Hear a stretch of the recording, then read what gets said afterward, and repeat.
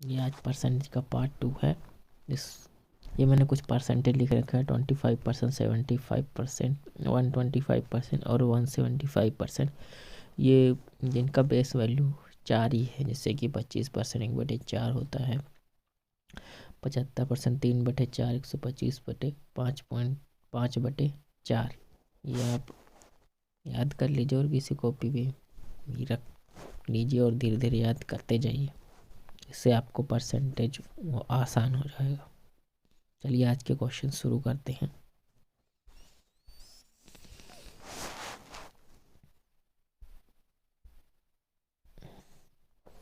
यहाँ पे लिखा है there are 3 friend P Q R, the income of Q. 3 दोस्त हैं, इसमें बोला है कि द इनकम ऑफ क्यू की इनकम जो है 25% मोर देन पी, जो कि पी है। क्यू की इनकम पी से ज़्यादा है, यानी कि क्यू की इनकम पी से ज़्यादा है। And income of R is 20% more than Q, यानी कि आर की इनकम क्यू से ज़्यादा है और पी की इनकम क्यू से ज़्यादा है। तो हम इसको कैसे करेंगे, चलो देखते हैं।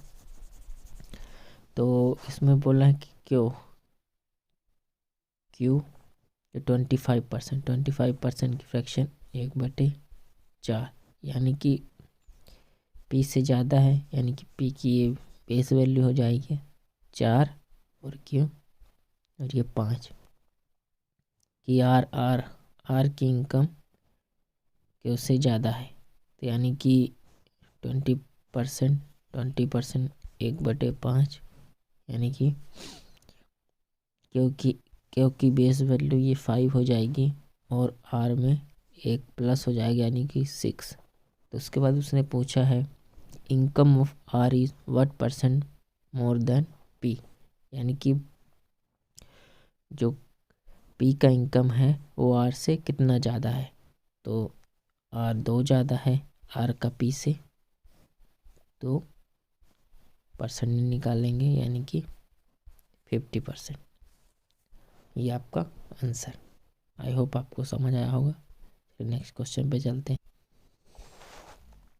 इसमें बोला है कि A is 20% more than B, A जो है बी से ज़्यादा है।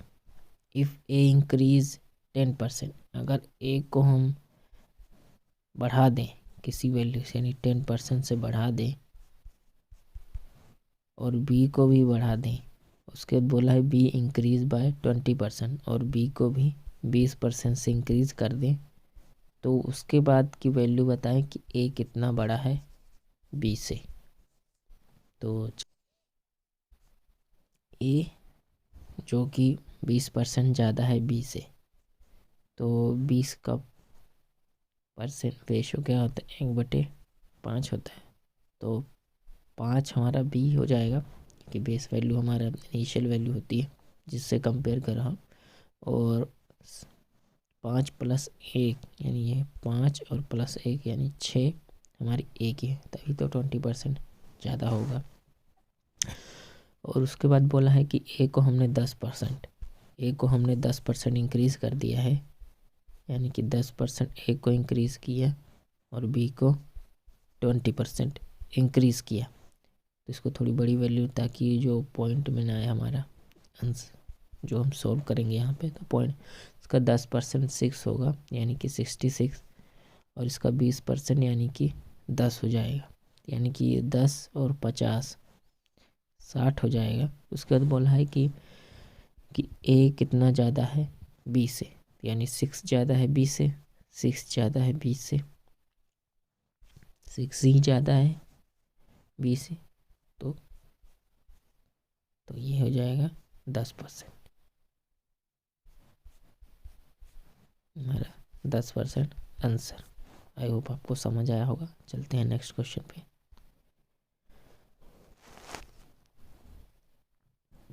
इसमें बोला the price of sugar is increase by 20%। अगर हम प्राइस जो है इसका आपको पता है प्राइस कंजप्शन इन एक्सपेंडिचर, अगर प्राइस बोला है कि 20% इंक्रीज़ कर दिया जाए तो कितना % हमें कट करना है चाहिए जो शुगर का कंजप्शन है, ये कंजप्शन कितना कम कर देना चाहिए कि ये वाला एक्सपेंडिचर बराबर हो जाए शुगर का। वो पहले प्राइस 5 था मान लीजिए, और अब 6 हो गया है। जो कंजप्शन है वो 5C हो गई है, और बोल रहा है कि ये जो कंजप्शन है ये वाला जो कंजप्शन है इसको इतना कम करे कि अभी भी 5C हो। तो हमारा जो पहले कंजप्शन था, यानी कि हमें होना तो चाहिए, जो कंजप्शन होना चाहिए 6 × 6C, लेकिन हमारा कंजप्शन हुआ है 5C। तो हमारा कितना कम हुआ है, 6C - 5C इक्वल टू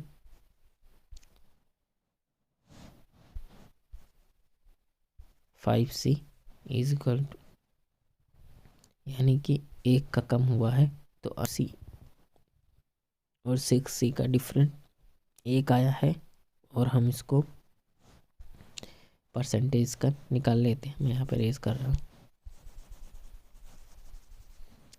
तो जो हमारा हमने कंजप्शन 1 का कम किया था, जो कि पहले 6 था, 6 होना चाहिए था कंजप्शन, लेकिन हमने कम करके 5 किया तो 1 का डिफरेंस आया। तो वही पूछ रहा है कि हम कितना कम करें, कितना परसेंट हम कम किया। तो इसका सीधा सीधा आ जाएगा 16.66%। आई होप आपको समझ आया हो। चलते अगले क्वेश्चन पे। इसके बाद ये क्वेश्चन देखते हैं। An army lost 10% of man in war. Okay, उसके बाद 10% रिमेनिंग डाइड, यानी कि उसने पहले मान लीजिए उसके पास 100% थे, तो उसके 10% तो लॉस्ट हो गए, यानी कि हम माइनस कर देंगे। 10% लॉस्ट हो गए, यानी कि 90 बचे। उसके बाद बोला है कि 10% और, यानी कि 10% इसका और कम कर देंगे तो 81 बचे। तो उसके डाइड हो गए। उसके बाद फिर बोला कि 10% और, 10% और माइनस करेंगे तो 729, यानी कि 72 पॉइंट है, 72.9 आ जाएगा। रिमेनिंग बचे हैं, बाकी जो है डिसेबल है। टोटल जो रिड्यूस हुई है आर्मी टू 729 एक्टिव मैन है। तो यानी हमारे पास जो जितने 10% यहाँ पे लॉस हुए, ख़त्म हो गए, यानी कि लॉस्ट। उसके बाद 10% डिसीज से मर गए, यानी बीमारी से मर गए, और जो 10% है वो भी डिसेबल हो गया, यानी कि अब विकलांग हो गए हैं। तो हमारे पास अब जो बाकी बचे हैं 72.9% हमारे ये बचे हैं।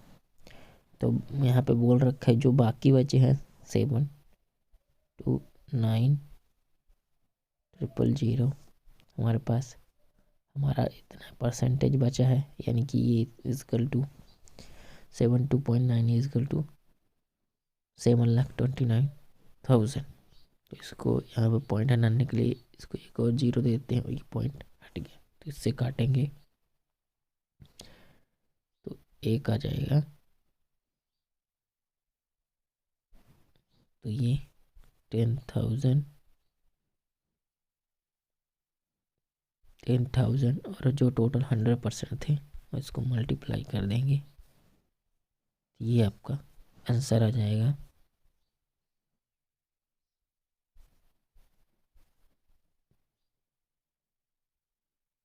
लाख आर्मीज थे पहले।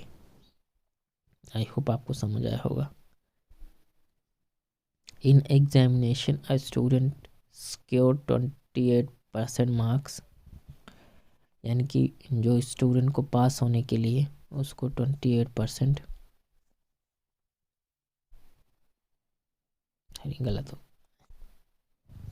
In examination a student score 28% marks, यानी कि जो एक स्टूडेंट है उसने एग्जामिनेशन में 28% मार्क्स गेन किया, उसके बाद वो 15 मार्क्स से फेल हो गया, यानी कि वो 15 मार्क्स से फेल हो गया। अगर हम उसमें 15 मार्क्स ऐड कर देते तो वो पास हो जाता, यानी कि वो 28% तो मार्क्स गेन किया, लेकिन वो 15 नंबर से फेल हो गया। अगर हम वही 15 उसमें ऐड कर देते तो वो पास हो जाता। उसके बाद आगे क्या कहता है, एक अनदर स्टूडेंट, यानी कि दूसरा स्टूडेंट होगा। मान लीजिए ए स्टूडेंट था और ये बी स्टूडेंट। बोल रहा है कि उसने 35% मार्क्स किया, यानी कि उसने 35% मार्क्स गेन किया और वो 27 मार्क्स से ज़्यादा है, यानी कि उसने 35%।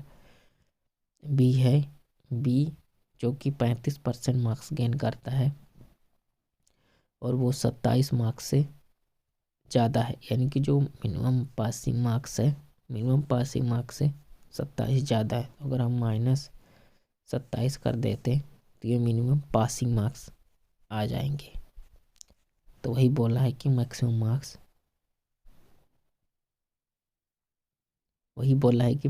मार्क्स पता करें। तो चलिए सॉल्व करते हैं कैसे होगा। तो सिंपल तरीके से करता हूँ। 28% मार्क्स जो हैं 15 मार्क्स से फेल हो गया, तो हम यही कर देंगे तो पासिंग मार्क्स आ जाएगा, मिनिमम पासिंग मार्क्स। और इधर यानी कि 35% और -27, यानी कि ये भी पासिंग मार्क्स, ये वाला पासिंग मार्क्स और ये पासिंग मार्क्स इक्वल हो जाएंगे, मिनिमम पासिंग मार्क्स। तो इसको कैसे सॉल्व करना है देखते हैं। तो इसको इधर ले आएंगे, तो माइनस में इसको इधर ले आते हैं तो 7%, और इसको उधर ले जाएंगे तो प्लस हो जाएगा 42। तो 7 = 6, यानी 1% का 6% है, sorry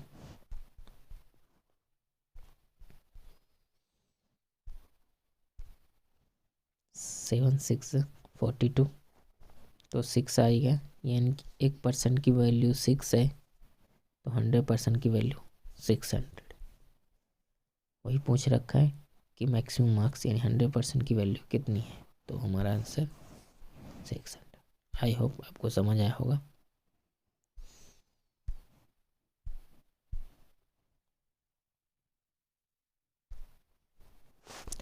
in a test a students must secure 30% marks to score, यानी कि टेस्ट में बोल रहा है उसके 30% मार्क्स सिक्योर करना अनिवार्य है।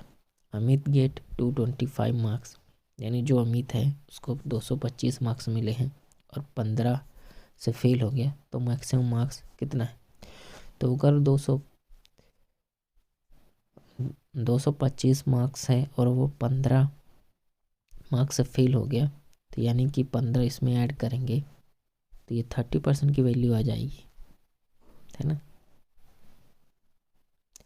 अगर हम इसमें ऐड कर देंगे, वही बोल रहा है कि मिनिमम जो है 30% तो पास होना चाहिए, लेकिन यहाँ पे बोल रहा है 225 मार्क्स गेन करने के बाद भी वो 15 से फेल हो गया, तो यानी कि बता रखे कि 225 + 15 यानी कि 30%। तो 240 = 30%, तो 100% कितना होगा 380, यानी कि 800 मैक्सिमम मार्क है। आई होप आपको समझ आया होगा।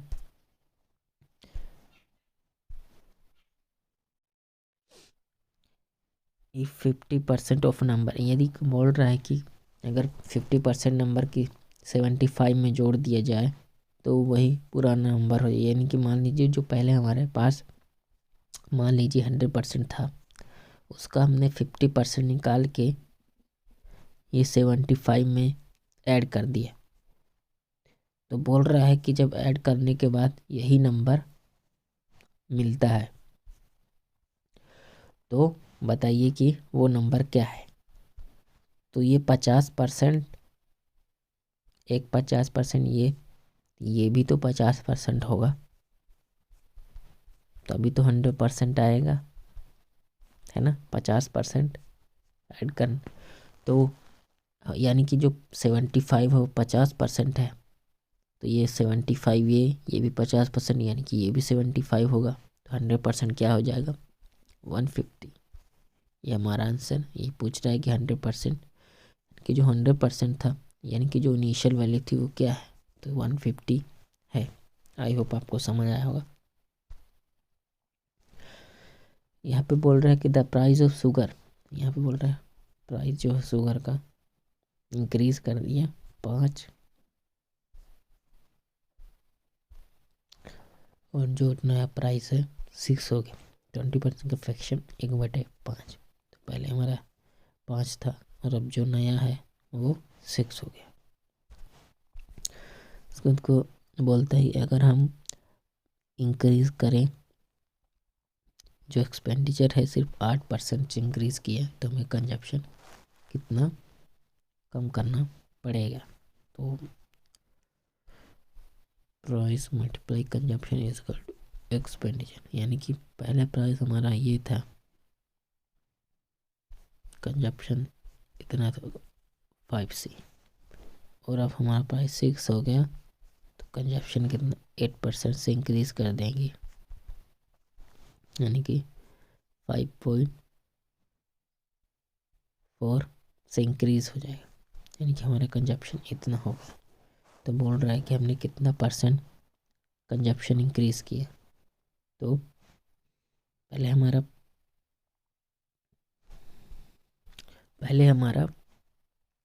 कंजप्शन 5 था, अब 5.4 हो गया है। लेकिन जो होना चाहिए था कंजप्शन हमारा, उसको यहाँ पर रेज करना, जो हमारा कंजप्शन होना चाहिए था वो 6 ही होना चाहिए था, लेकिन हमारा 5.4 ही हुआ है। तो माइनस कर देंगे तो 0.6 कंजप्शन। बोल रहा है कि हमने डिक्रीज़ किया है, तो यानी 0.6 कम किया है, जो क्योंकि 6C पे, तो ये C कट जाएगा, तो ये 10% आ जाएगा जो हम इसे सोल्व करेंगे। तो ये हमारा 10% कंजप्शन हमने डिक्रीज़ किया। आई होप आपको समझ आया होगा।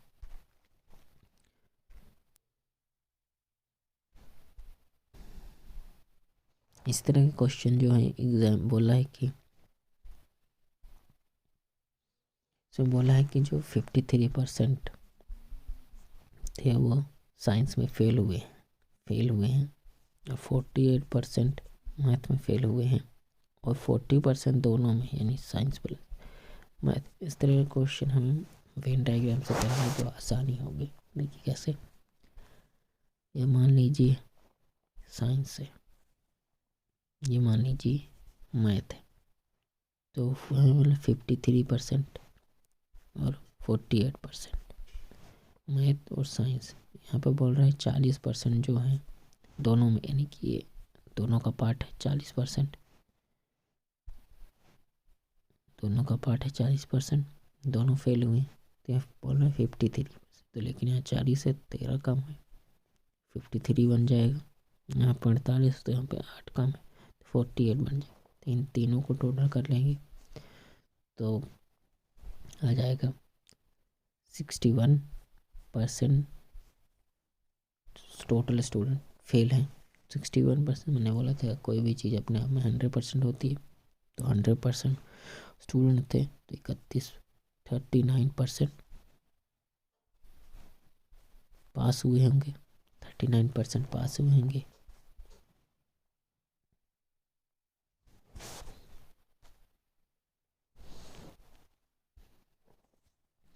सब बोला है कि जो ए की सैलरी है, ए और बी कंबाइन दे रखी है दोनों की 42,000।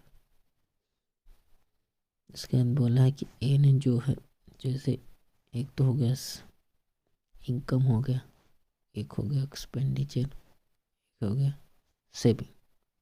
इनकम मतलब सैलरी। तो ए ने बोला कि 75% सैलरी ने खर्चा किया, 75% उसकी सैलरी। मान लीजिए 75 का फ्रैक्शन कितना होता है 3/4। तो 4 हमारी इनकम थी, बेस वैल्यू जो 4 थी, हमने 3 खर्चा किया और 1 की सेविंग की। अभी तो 4 - 3 = 1 कम खर्चा।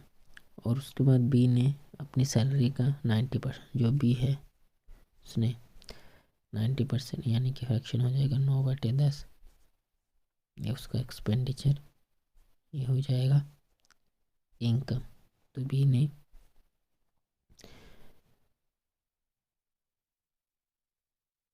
बी की सैलरी 10 थी और उसने 9 खर्चा किया, तो उसकी सेविंग 1 है।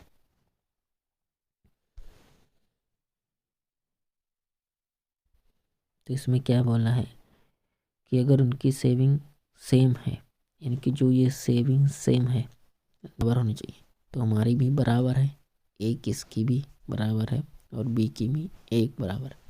तो यानी कि हम जो यानी कि इनकम भी दोनों की यही होगी। तो 14 से हम डिवाइड करेंगे, जैसे कि यहाँ पे 14 ये हमारी टोटल सैलरी है। उसने बोला कि जो उनकी सेविंग सेम है, तो हमारी ये सेविंग तो सेम आ गई, एक इसकी भी एक इसकी यानी सेम है। और ये टोटल एक्सपेंडिचर 12 और जो सेविंग है टोटल दोनों की मिला के 2 आ गई।